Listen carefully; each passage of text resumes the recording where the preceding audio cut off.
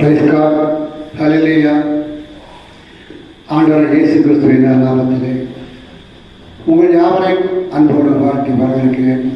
கர்த்தர் கடந்த 11 மாத காலமாக அவருடைய கிருபையினாலே நம்மை பாதுகாத்து இந்த 12ஆம் மாதத்திலும் முதல் ஞாயிற்றுக்கிழமை அவருடைய திரு சமூகத்தில் வீட்டிருப்பதற்கு தேவன் நமக்கு பாராட்டிய தயவுக்காக நாம் ஆண்டவருக்கு நன்றி செலுத்துவோம். இந்த காலை ஆராதனை ஆசீர்வாதத்திற்காக இப்பொழுது நாம் கண்களை மூடி ஜெபிப்போம். சகல நன்மைகளையும் சம்பூர்ணமாய் கொடுத்து கடந்த மாதம் முழுவதும் உடைய கிருபையினாலே எங்களை பாதுகாத்து வழிநடத்தி வந்தவரை இந்த 12ஆம் மாதத்துக்குள்ளும் எங்களை பிரவேசிக்க செய்த கிருபைக்காக கொண்டாடப்பட ஆண்டவரை இந்த 12ஆம் மாதத்தின் உடல் சாமி உடைய கரம் எங்களை தாங்கி நடத்தும்படியாக உங்களுடைய கடவுளில் எங்களை காட்டி ஒப்புக்கொடுக்கிறோம் பாசம். ஆண்டவரே, இந்த பரிசுத்த ஆராதனை பொறுப்பேற்று நடத்த நீர் எங்கள் மத்திய கிருமைக்காக நன்றி செலுத்துகிறோம் சொல்லியிருக்கிறோம். இன்னுமாய் ஆண்டவரே, இந்த நிகழ்ச்சிகளை காணொலி காட்சி உணவை பார்த்து கொண்டிருக்கிற மக்களையும் கருத்தாமே ஆசீர்வதித்துள்ளபடியாக ஜெபிக்கிறோம் பார்த்துருக்கிறோம். வருத்தத்தோடு பாரத்தோடு கஷ்டத்தோடு கண்ணீரோடு யாரும் இருப்பார்கள். இந்த வருத்தங்கள் பாரங்கள் கஷ்டங்கள் எல்லாவற்றையும் புரிந்த ஆண்டவர் இந்த புதிய வாரத்துக்குள் ஒரு புதிய கிருமையோடு நடத்தும்படியாக உங்களுடைய கண்ணீர் சொல்லிக்கிறோம். தகப்பனே, இந்த ஆராதனை முழு பாரத்தை கற்பாவை நீர் பொறுப்பேற்று எடுத்துக்கூடிய செவிக்கிறவையா ஆண்டவரை 7 வசனங்கள் ஆண்டவரை ஒவ்வொன்றையும் ஆசிரியர்களுமையாக செவிக்கிறோம் பார்த்தோம்யா. இதை தாழ்த்தி உங்களை கண்ணில் போடுகிறோம். இதை பொறுப்பேற்று தொடர்ந்து எங்களோடு சூழல்கள் நடத்தும்படியாக ரட்சகரும் மீட்பருமாய் இருக்கிற இயேசுவின் நாமத்தை செவிக்கிறோம். ஜீவனுள்ள நல்ல பிதாவே, ஆமென்.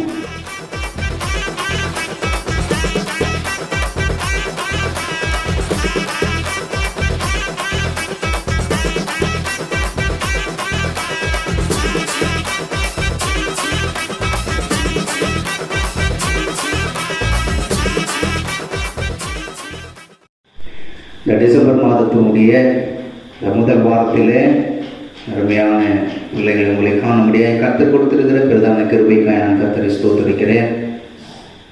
நாம் தொடர்ந்து ஒரு சில பாடல்களை நாம் பாடுவோம். கல்வாரி அன்பை எண்ணிடும் வேலை கண்கள் கலங்கிடுதே. பேசலாம்.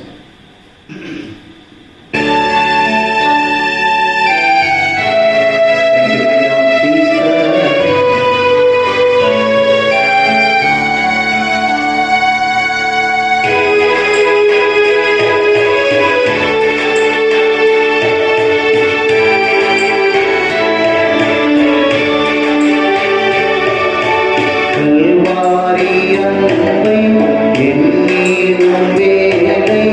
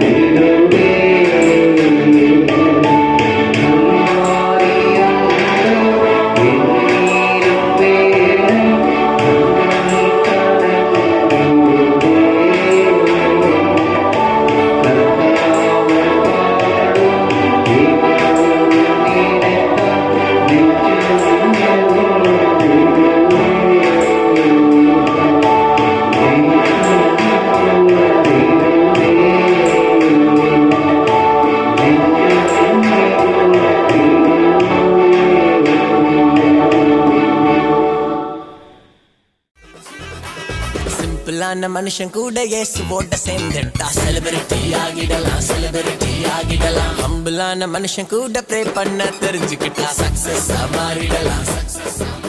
தாய் கூட பிள்ளைகளை மறந்து போகலாம், தந்தை கூட சிங்கம் கூட தன்னுடைய குட்டிகளை பட்டினி போடலாம்.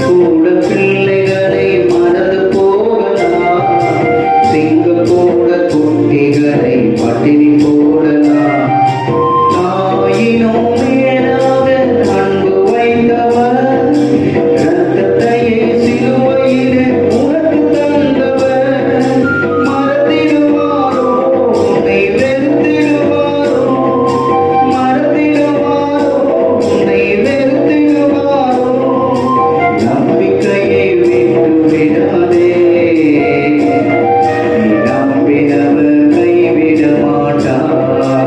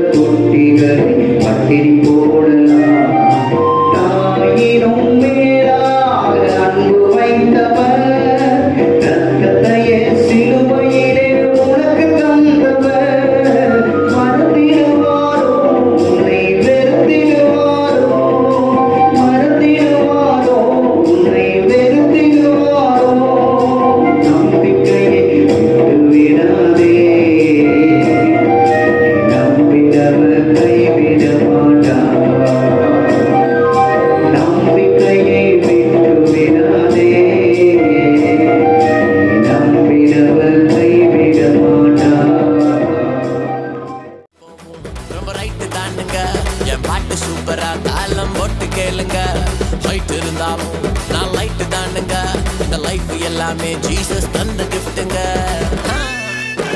ரத்தம் ஜெயம் ரத்தம் ஜெயம் ரத்தம் ஜெயம், நம்மை சுத்தமாக்கும் இயேசுவோட ரத்தம் ஜெயம். ரத்தம் ஜெயம் ரத்தம் ஜெயம் ரத்தம் ஜெயம், நம்மை சுத்தமாக்கும் இயேசுவோட ரத்தம் ஜெயம். சிம்பிளான மனுஷன் கூட இயேசுவோட சேர்ந்துட்டா செலிபிரிட்டி. ஹம்பிளான மனுஷன் கூட ப்ரே பண்ண தெரிஞ்சுக்கிட்டா சக்சஸா நாங்க மாறிடுவோம்.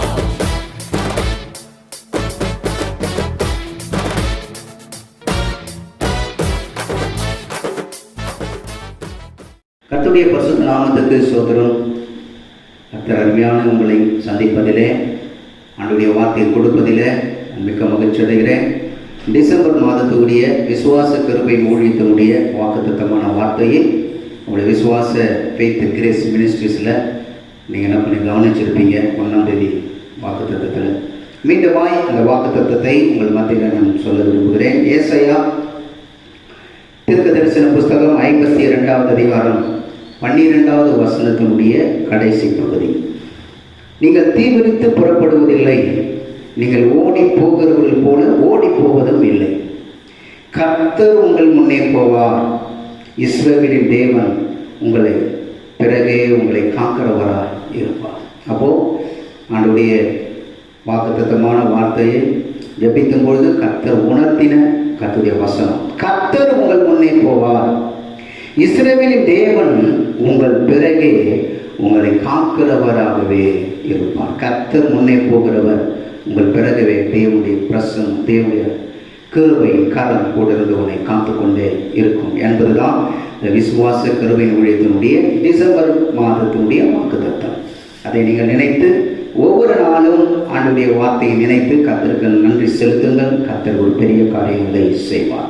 அருமையான தேவனுடைய பிள்ளைகளே, நாம் தொடர்ந்து ஆண்டவருடைய வார்த்தையை நாம் தியானித்து வருகிறோம்.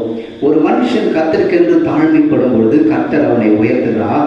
அதே உயர்த்த நிலையில் இருந்த அந்த மனிதன் பெருமைப்படும் பொழுது, அவனுடைய சுபாவங்கள் மாறும் பொழுது அவன் எப்படியாய் வீழ்ச்சியை அடைகிறான் என்பதை குறித்ததான காரியத்தை நாம் ஒவ்வொன்றாக நாம் தியானித்து வருகிறோம். முதல் காரியமாக அந்த சவுலுக்குள்ளே இருந்த காரியம் என்ன காரியம்? மனுஷனை குறித்த பயம். கர்த்தரை குறித்த பயம் போய் மனுஷனை குறித்த பயம் அவனுக்குள்ளே இருந்ததினாலே வீழ்ச்சியடைய தொடங்கினான்.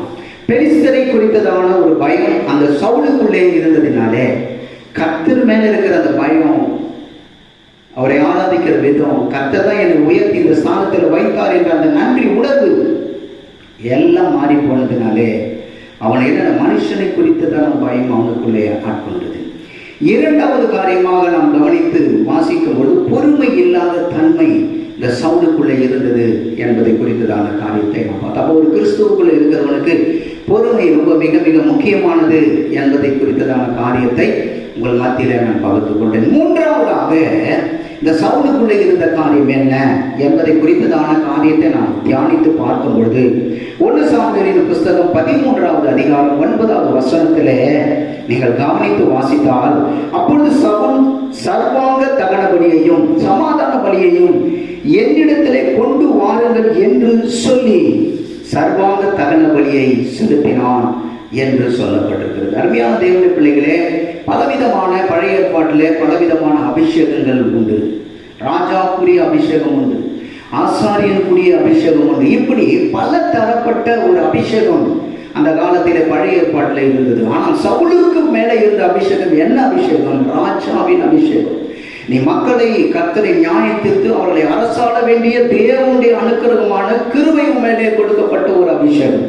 ஆனால் சவுல் என்ன சொல்றான்? அந்த ஆசாரிக்குரிய காரியங்களை செய்யக்கூடிய காரியங்களை செய்கிறதை நாம் அறிந்து கொள்ள முடிகிறது. அவனை சொல்ற என்னிடத்திலே கொண்டு வாருங்கள். எதை என்னிடத்திலே கொண்டு வாருங்கள்?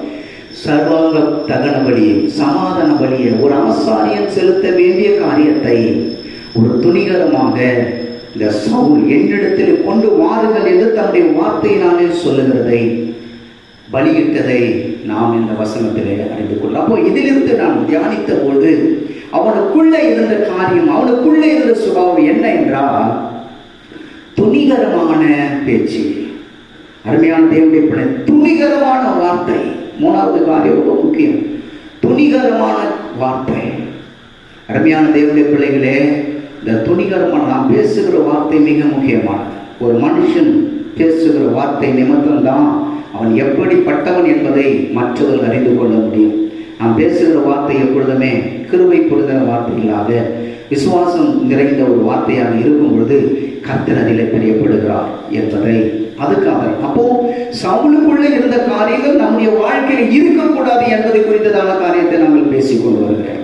அருமையானது. அப்புறம் பேசின வார்த்தை என்ன? துணிகரமான வார்த்தை இருந்தது, துணிகரமான பேச்சு இருந்தது. ஆனால் தேவன் எதிர்பார்க்கக்கூடிய காரியம் என்ன என்பதை நாம் கவனித்து வாசிக்கும் போது மார்க்கு எழுதின சுவிசேஷத்திலே 11வது அதிகாரம் 23வது வசனத்தை நீங்கள் கவனித்து வாசித்தால், எவனாகிலும் இந்த மலையை பார்த்து நீ பெயர்ந்து சமுத்திரத்திலே தள்ளுண்டு போ என்று சொல்லி தாம் சொன்னபடி ஆகும் என்று தன்னுடைய இருதயத்திலே சந்தேகப்படாமல் விசுவாசித்தால் அவன் சொன்னபடி ஆகும். அப்போ 2 விதமான சொல்லுதல். என்ன? சவுலுக்குள்ளே இல்லாத காரியம், நாம் கற்றுக்கொள்ள கூடாத காரியம் என்ன? துணிகரமான பதட்டமான பேச்சு. அது எதை காட்டுகிறது? அருமையான அவிசுவாசமான வார்த்தைகள், சந்தேகமான வார்த்தைகள் நாம் பேசக்கூடாது. ஒரு தேவனுடைய பிள்ளை எப்படிப்பட்ட வார்த்தைகளை பேசணும்னா, என் ஆண்டவருடைய வாக்கு தத்தத்தில் சொல்லப்பட்ட வார்த்தையின்படியே நீங்கள் நான் பேசும்பொழுது என் ஆண்டவர் சொல்லுவார்க்கு, என் வார்த்தை நீ சொல்லுகிறபடி நான் அதை போல உன் வாழ்க்கையில் உண்டாகும் என்று தேவன் சொல்லுவார். நீ சொன்னபடி ஆகும்.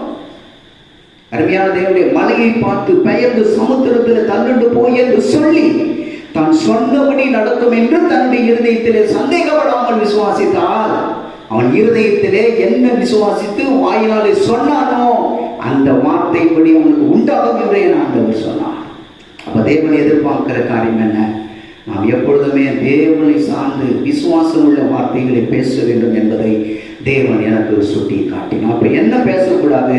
துணிகரமான, மாம்சமான, சந்தேகமான, அவிசுவாசமான வார்த்தைகளே நம்முடைய வாயிலிருந்து புறப்படக்கூடாது. அருமையானவர்களே, ஒருவேளை சூழ்நிலைகள் நமக்கு சாதகமாக இல்லாமல் இருந்தாலும் பரவாயில்லை. அதாவது சூழ்நிலை பார்த்தா ஒரு இக்கட்டு போன தெரியுது, பரவாயில்லை. நீ இக்கட்டை பேசாத, துன்பத்தின் மத்தியில் நெருக்கத்தை குறித்து பேசாத. அந்த நெருக்கத்தின் மத்தியில், அந்த துன்பத்தின் மத்தியில் சூழ்நிலைகளை மாற்றுகிற தேவனுடைய வார்த்தையை நீ பேசு. நீ தேவனுடைய வார்த்தையை பேசும்போது என் ஆண்டவர் சொல்லுவாங்கப்பா, சூழ்நிலையை நீ பார்க்கல, மாம்சகரமான காரியங்களை பார்க்கல, என் வார்த்தையை நீ பேசுறதுனால என் வார்த்தைப்படி உனக்கு உண்டாகும் என்று தான் தேவன் சொல்வார். அதை தான் தேவன் கற்றுக் கொடுக்கிறார். அருமையான தேவனை நீங்களும் நானும் அறிந்து கொள்ள வேண்டியம் என்ன? பதட்டமான பேச்சு நம்முடைய வாழ்க்கையில இருக்கக்கூடாது. ஒரு விசுவாசிக்கு பதட்டமான, அவிசுவாசமான, சந்தேகமான வார்த்தை நமக்குள்ள இருக்கக்கூடாது. அப்ப என்ன வார்த்தை இருக்குமோ? தேவன் நமக்காக சொல்லி அந்த வார்த்தைகளை, விசுவாச வார்த்தைகளை பேசும்பொழுது ஆண்டவர் அதில் பிரியப்படுகிறார். அந்த வார்த்தையின்படி நமக்கு கைகூடி வர செய்கிறார். அருமையான தேவனுடைய நீதிமொழிகளிலே 1 அதிகாரம் 33வது வசனத்தை நீங்கள் கவனித்து வாசித்தால், எனக்கு செவி கொடுக்கிறவன் எவனோ அவன் விக்கனமின்றி வாசம் பண்ணி ஆபத்திற்கு பயப்படாமல் அமைதியாயிருப்பான். ஆண்டவர் சொல்லி காட்டின வார்த்தை. அருமையான தேவனுடைய பிள்ளை, எனக்கு செவி கொடுக்கிறவன் அப்படின்னா என்னுடைய வார்த்தைக்கு கீழ்ப்படுகிறவன், என்னுடைய வார்த்தைக்கு செவி கொடுக்கிறவன். அருமையான தேவனுடைய பிள்ளைகளே, விசுவாசம் ஒரு மனுஷனுக்கு எப்படி உருவாகிறது என்பதை நீங்கள் அறிந்து கொள்ள வேண்டும். விசுவாசம் என்றால் என்ன என்பதை நான் ஆரம்ப காலத்திலே உங்களுக்கு சொன்னேன். விசுவாசம் என்பது தேவன் என்ன சொல்லியிருக்கிறாரோ அந்த வார்த்தையை அப்படியே ஏற்றுக்கொண்டு தன் வாயினாலே பேசும் பொழுது அதனால் உருவாகக்கூடிய கிரியை தான் விசுவாசம், உண்டாகக்கூடிய காரியம் தான் விசுவாசம். அப்போ உனக்குள்ள விசுவாசம் எப்படி? தேவனுடைய வார்த்தையை விசுவாசி ஏற்றுக்கொள்ளும் போது, தேவன் உனக்கு வேதத்தில் என்னவெல்லாம் சொல்லியிருக்கிறாரோ அந்த வார்த்தைகள் 100க்கு 100 அதை அப்படியே ஏற்றுக்கொண்டு தன் வாயினாலே அறிக்கை செய்து கிரியை செய்யும் போது செயல்படுகிற ஒரு காரியம்தான் விசுவாசம். விசுவாசம் ஒரு மனுஷனுக்கு எப்படி வருகிறது? விசுவாசம் கேள்வினாலே வரும். கேள்வி தேவனுடைய வசனத்தினாலே வரும். ஒரு மனுஷன் எதை கேட்டுக்கொண்டே இருக்கிறானோ அதே போல அந்த மனுஷன் மாறுகிறான் என்பதை அறிந்து கொள்ள வேண்டும். அப்போ ஒரு தேவனுடைய பிள்ளை தேவனுடைய வசனத்தையே கேட்டுக்கொண்டிருப்பான் என்றால், ஒரு வசனத்தை தியானித்துக் கொண்டிருப்பான் என்றால் அந்த வசனத்தின்படி அவன் மாறுகிறான், வார்த்தையின்படி அவன் செயல்படுகிறான்.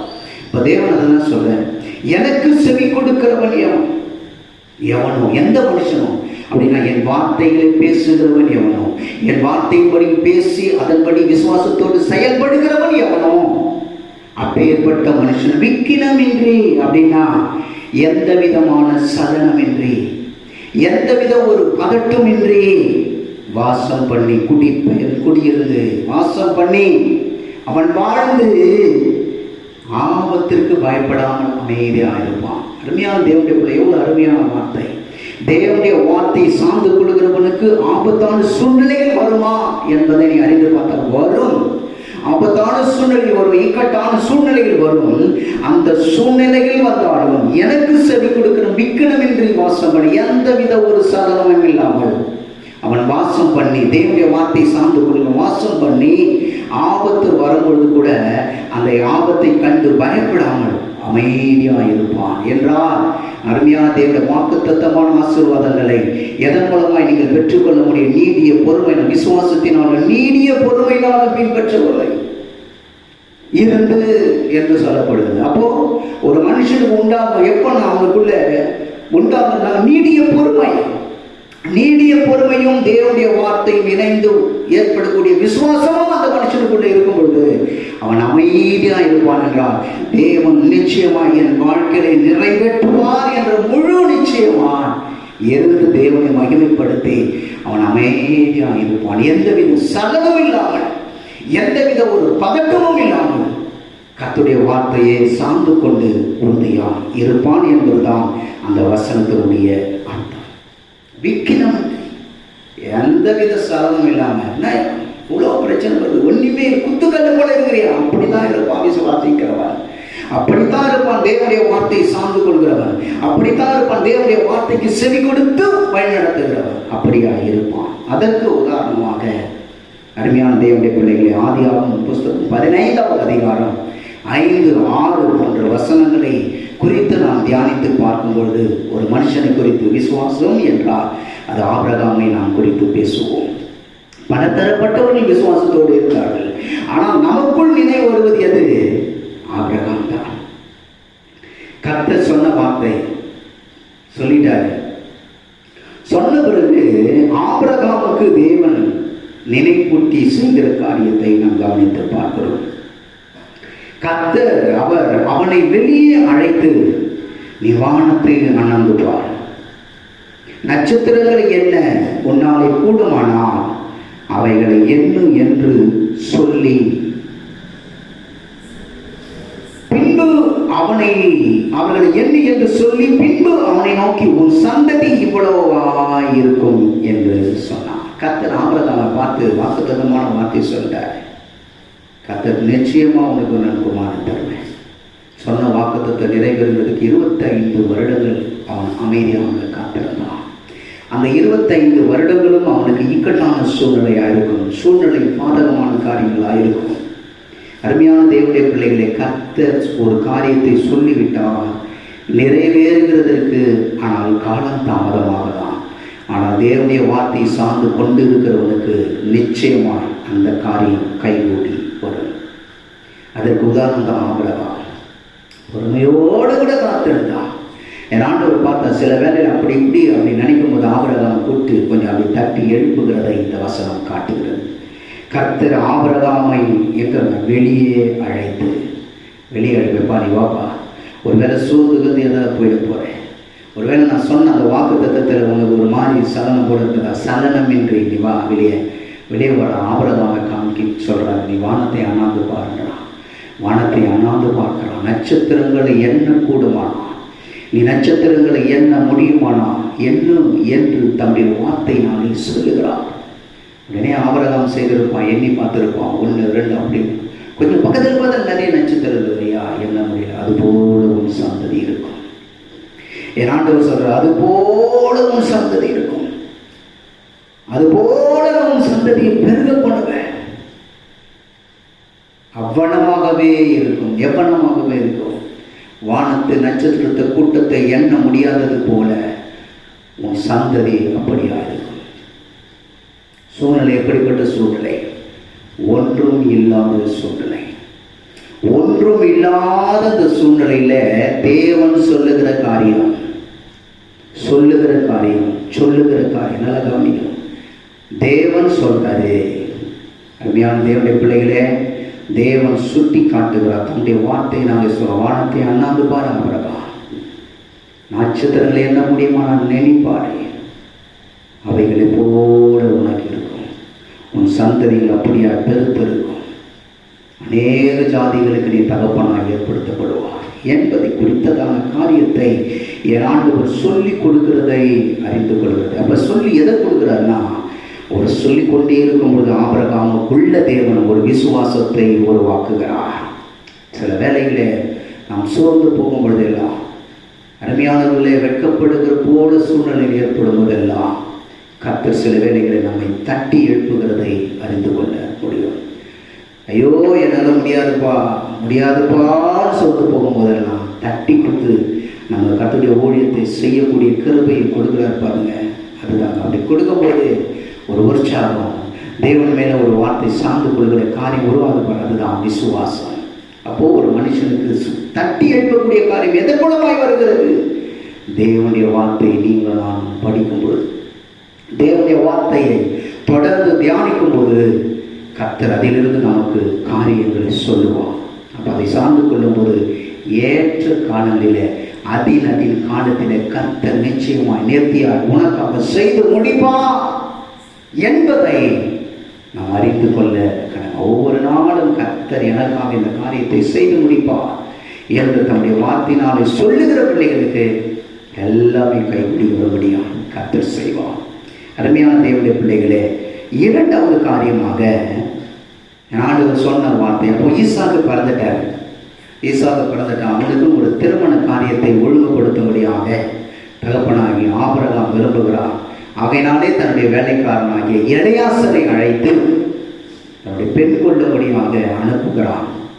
என்ன அங்கு அனுப்பும் பொழுது ஆபிரகாம் தன்னுடைய வேலைக்காரனுக்கு சொல்லுகிற வார்த்தை, சொல்லி அருமையான தேவனுடைய பிள்ளைகள், நீ எதை சொல்லுகிறாயோ, நீ சொல்லும் பொழுது கர்த்தர் உனக்காக அந்த காரியத்தை உருவாக்குகிறார் என்பதை நீங்கள் அறிந்து கொள்ளணும்.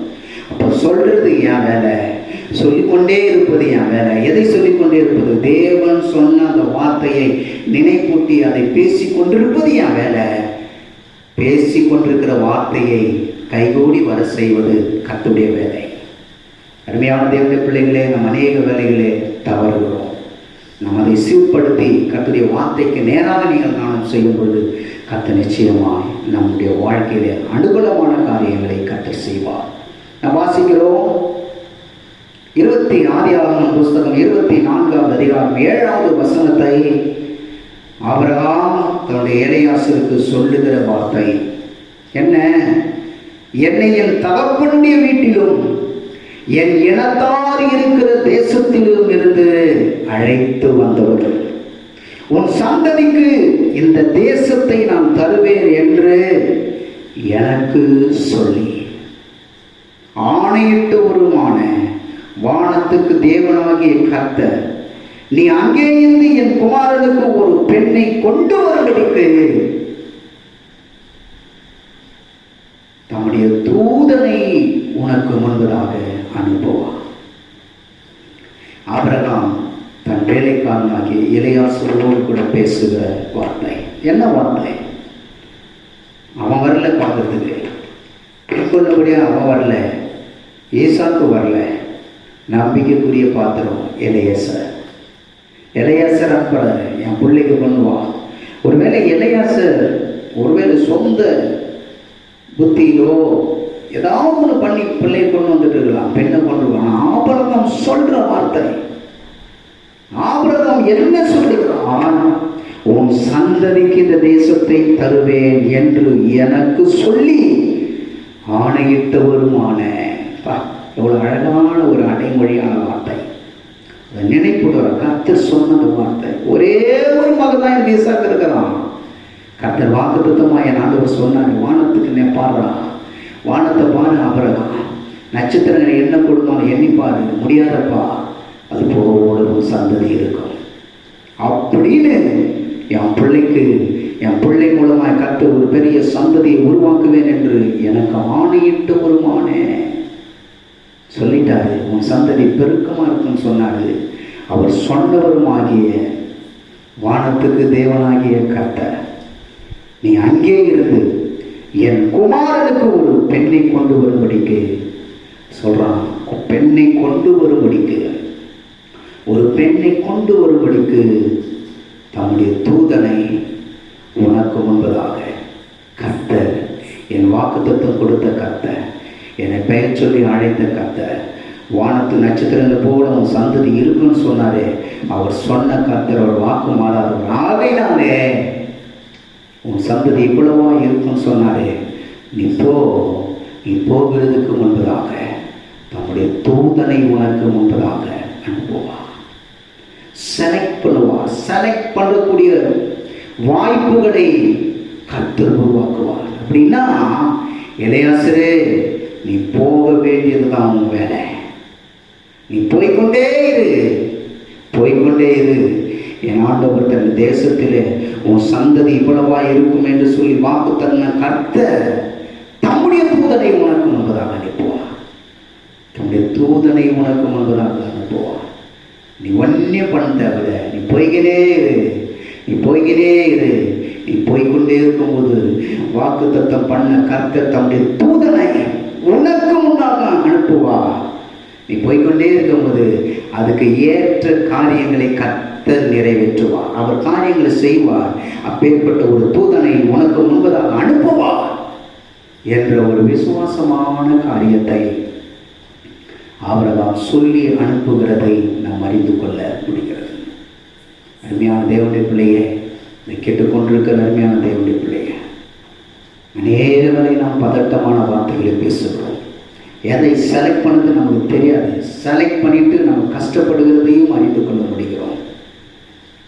நீ எதை செலக்ட் பண்ணுறீங்களோ, திருமண காலத்தில் தேவனுடைய சித்தத்தை, தேவனுடைய திட்டத்துக்காக நீ காத்திருக்கும் பொழுது ஆபிரகாமுக்கு தேவன் உணர்த்தின காரியம், ஆபிரகாம் தன் தேவனாய் கர்த்தர் சொன்ன அந்த வார்த்தையின்படி, கர்த்தர் நீ போப்பா, உனக்கு முன்பதாக என் ஆண்டவர் தன்னுடைய தூதனை அனுப்புவான், காரியங்களை வாய்க்க செய்வான் என்று அந்த அளவுக்கு சொல்லக்கூடிய காரியம் அவனுக்குள் ஏற்படுறது காரணம் என்ன?